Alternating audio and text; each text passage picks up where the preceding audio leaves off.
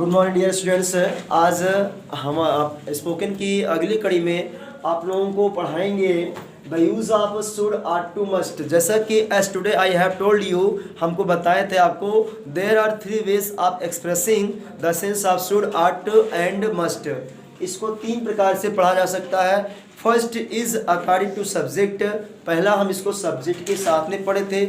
Second step आज पढ़ेंगे इसका विदाउट सब्जेक्ट, बिना सब्जेक्ट के। और एक बात आपको ध्यान में रखना है कि जब तक मतलब कि जब किसी वाक्य में अगर सब्जेक्ट ना हो उस वाक्य को हम पैसिव वॉइस में ट्रांसलेट करते हैं, पैसिव वॉइस में अनुवाद करते हैं। और बात यह है कि रही बात स्पोकन क्लास की, अगर आप कुछ लोग वीडियो में कहेंगे सर इंग्लिश नहीं बोलते हैं, तो मैं उनको बताना ये चाहूँगा कि पहले आप हिंदी पर पकड़ बनाइए, खूब अच्छी तरह से पकड़ बनाइए, तब जा कर के आप अंग्रेजी बोल पाएंगे। वरना जब आपको हिंदी पर ही पकड़ नहीं रहेगा तो आप अंग्रेजी कैसे बोल पाएंगे। इसमें एक्सेप्शन भी है कि जो बच्चे शहर में है, सिटी में है, अगर उनके मम्मी पापा ऑलरेडी अंग्रेजी बोलते हैं, उस माहौल में ढले हुए हैं, तो कोई फ़र्क नहीं पड़ता। लेकिन जो गांव और देहात से बच्चे आए हैं वो तो हमारी मिट्टी से जुड़े हुए हैं, उनको तो हिंदी आती है। तो पहले हिंदी पर पकड़ बनाइए, तब जाके अंग्रेज़ी में। रही बात बोलने की अंग्रेज़ी, तो I can teach you only alone in English, but it's problem your that you can not understand whatever I speak. If you want to teach if you want to learn only in English, I am able. Let's translate the first sentence according to the rule only by in English, and then after I would speak in Hindi. Let's first example translate. First example is इंसान की पहचान उसके कपड़ों से नहीं करनी चाहिए। In this sentence subject is missing. Subject is missing, so this sentence will be translated into passive voice. And in passive voice demanded object first of all, not subject. So you should identify what is object. Object is human. Yes. Human object. In place of object you have to put human. Next point is that human should. Next point not is not present in this sentence. Next after be you have to put human should not be, not is present. Yes, human should not be. Next point is a method. What is a method? Identify. Yes. Identify means a method identified. Next point is with or by. Any one word you can put whichever will be suitable. Women should not be identified with next point with his next point clothes. In this way I have completed one sentence only in English. If you want to learn only English, I am able, but for that I will give you separate video. उसके लिए मुझे अलग से video देना पड़ेगा। एक वाक्य का ट्रांसलेशन पूरा इंग्लिश में कर दिए हैं, इंग्लिश बोल करके ऐसे पूरा का पूरा। Similarly I can teach you whole the class only in English, but you are living in rural areas, that will be create problem for you. ये आपके लिए मुसीबत खड़ी कर देगा। आप लोग गांव में रहते हो, इसलिए हिंदी बोल करके पढ़ाना, तभी आप समझ पाओगे। अब इसमें एक आध दो लोग समझ पाए होंगे कि जो ये वाला ट्रांसलेट हो गया, मैं क्या क्या बोल डाला, क्या क्या कैसे किया। अब ट्रांसलेशन तो समझ में आया, लेकिन मैं जो बोला वो बात आपके पल्ले नहीं पड़ी है। तो जब थोड़ा बहुत है तो अब देखिएगा नेक्स्ट सेंटेंस को हम देखेंगे। पहले आपको क्या पुटअप करना है? Object. First of all you have to put up object. Object is दुल्हन। दुल्हन means bride. Bride. Next after है should then after not is missing, after be है not is bride should not be। उसके बाद होता है पसंद करना चाहिए। तो अक्सर हम लोग जब यहाँ पर शादियों में जाते हैं तो सबसे पहले उसके चेहरे पर जाते हैं, तो बट यहाँ पर कह रहा है कि दुल्हन को उसके चेहरे से नहीं पसंद करना चाहिए। तो फिर किससे पसंद करना चाहिए? उसके माइंड से पसंद करना चाहिए, चेहरे से नहीं पसंद करना चाहिए। माइंड उसका कैसा है? तो शुड नॉट बी लाइक्ड या चूज्ड, चाहे जो लगाए लाइक लगा दिया जाए, पसंद नहीं करना चाहिए।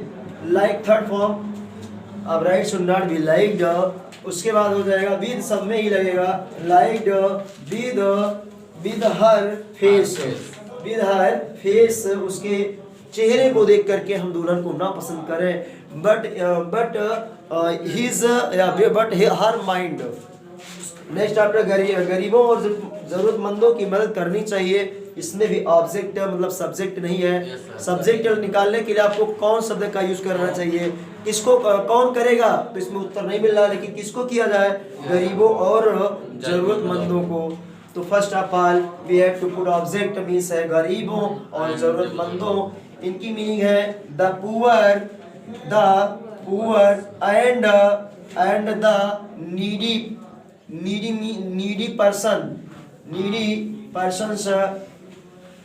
नीडी पर्सन्स जरूरतमंद हो गए हैं दो, एंड अब यहाँ पर should be, this sentence is affirmative, should be, next है हेल्प्ड,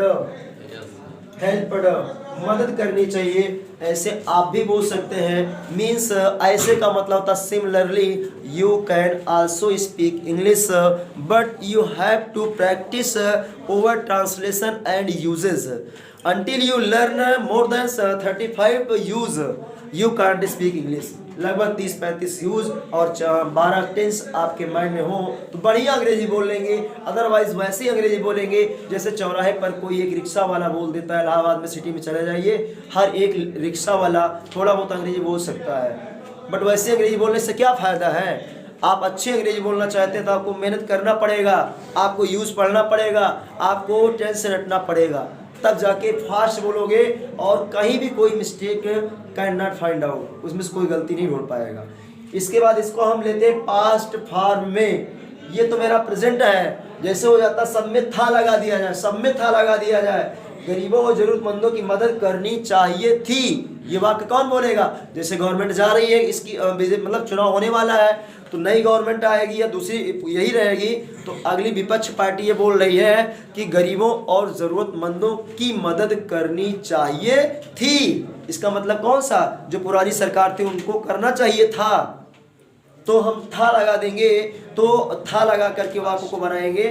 था में क्या होगा, हैव लग जाएगा और हैव के बाद ही मेथड लगेगा। देखिए अब इसी वाक्य को हम पैसिव में लेकर के चले आए हैं।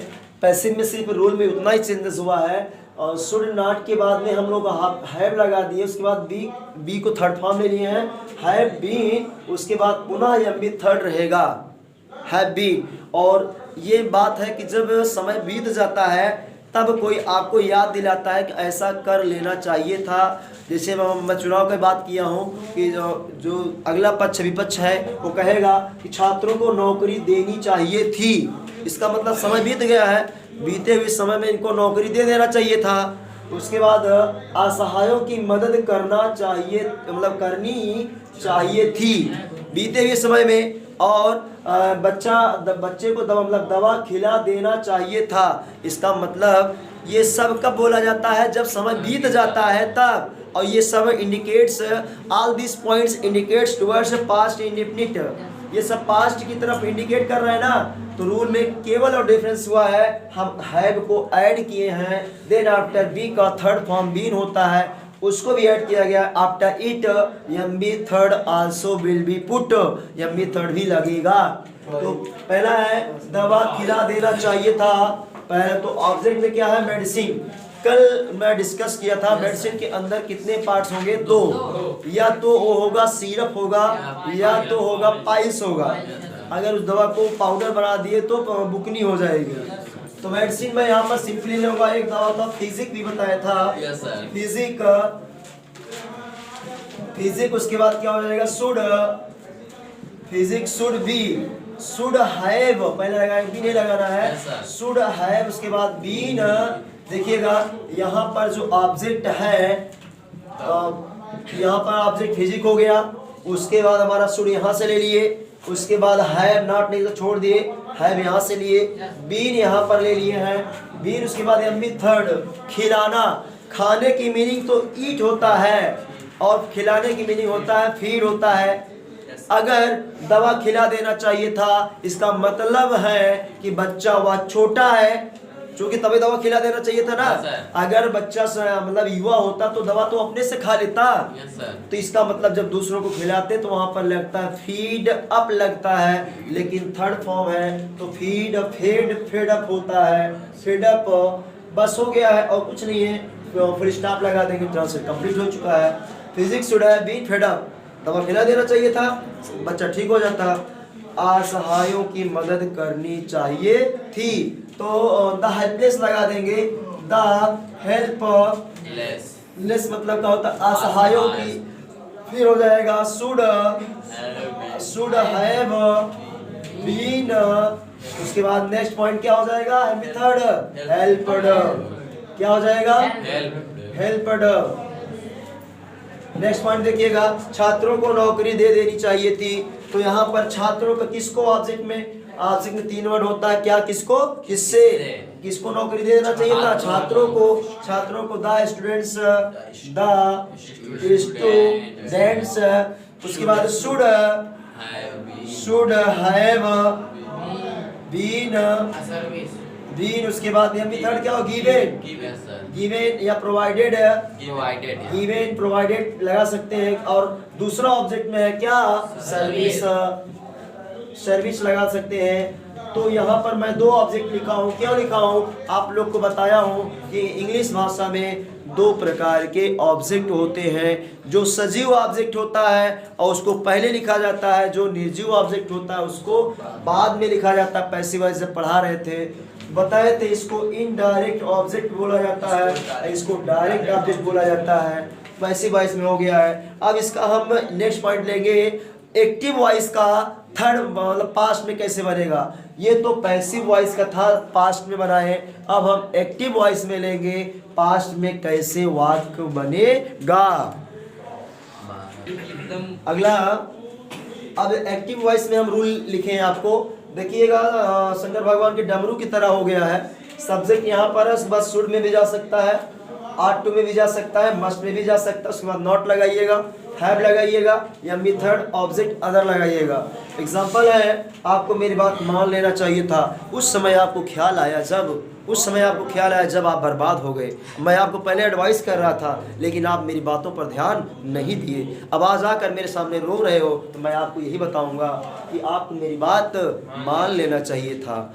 तो लेना था पास्ट में है, एक्टिव वॉइस में है, तो जब इसका ट्रांसलेट करेंगे हो जाएगा यू, देन आफ्टर यहाँ पर शुड लगाएंगे, यू शुड, उसके बाद लगा है नॉट नहीं छोड़ देंगे, उसके बाद हैव, यू शुड हैव। या मेथड बात मानना का होता है फॉलो मी या ओबे मी या फॉलो मी, तो ओबे लगा दिया ज़्यादा अच्छा होगा, ओबेड उसके बाद मी, ओबेड मी हो गया ट्रांसलेशन। अगला वाक्य है, गीता को दुपट्टा बांध लेना चाहिए था। जब गीता कस्बे से होकर जा रही थी, बहुत सारे लड़कों ने उसको चेहरा देखकर हंस दिए और उस पर कमेंट कर दिए, तब गीता को एहसास हुआ कि काश मैं दुपट्टा बांध लेती तो ये लड़के मेरे ऊपर ना हंस पड़ते। तो उसको बताया गया कि गीता को दुपट्टा बांध लेना चाहिए था, तो उसका कोई चेहरा देख ही ना पाते। तो इसमें क्या हो जाएगा, गीता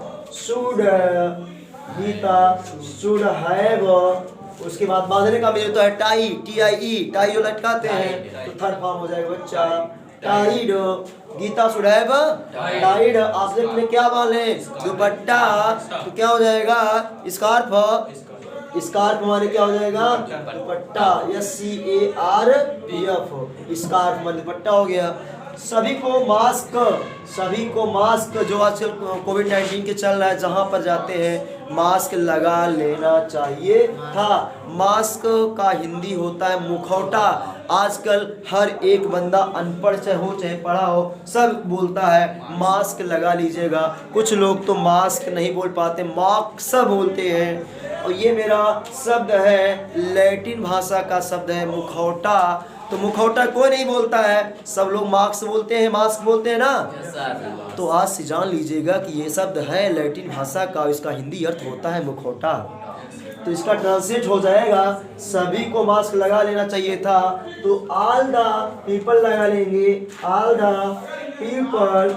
उसके बाद क्या हो जाएगा शुड, उसके बाद have, all the people should have क्या कर लेना चाहिए था, पुट ऑन मैंने पहनना, वही लगा लेना चाहिए था, पुट ऑन उसके बाद आप लोग गलती मत करिएगा, मास्क मत बोलिएगा, मास्क बोलिएगा। ये मास्क MASK मास्क ये कहाँ का शब्द है बताया है? लैटिन भाषा का। और मुखौटा इसकी हिंदी होती है, वहाँ से आप लोग हिंदी का भी बताइए भैया, मुखौटा लगा लीजिए। तो ये यूज़ कैसे किया जाता था कि जैसे नौटंकी में नाच में मुंह दूसरे का लगा लेते थे, तो वैसे ही बोला जाता मुखौटा जो होता है। तो आज हो गया आपका ये मेरा कंप्लीट वीडियो। अगर इसमें कहीं भी डाउट है तो मेरे व्हाट्सएप ग्रुप पर भी आप मेरा नंबर पर ले करके से कमेंट कर देंगे, तो व्हाट्सएप पर मैं ज़्यादा रिप्लाई करता हूँ। यूट्यूब पर थोड़ा कम समय मिल पाता है, तो व्हाट्सएप पर कमेंट ज़्यादा करिएगा, मैं रिप्लाई ज़रूर दूंगा सभी को ग्रुप में ऐड करके। तो यहाँ तक आपने मेरा वीडियो देखा, इसके लिए बहुत बहुत धन्यवाद। आपका दिन शुभ हो। जय हिंद, वंदे मातरम।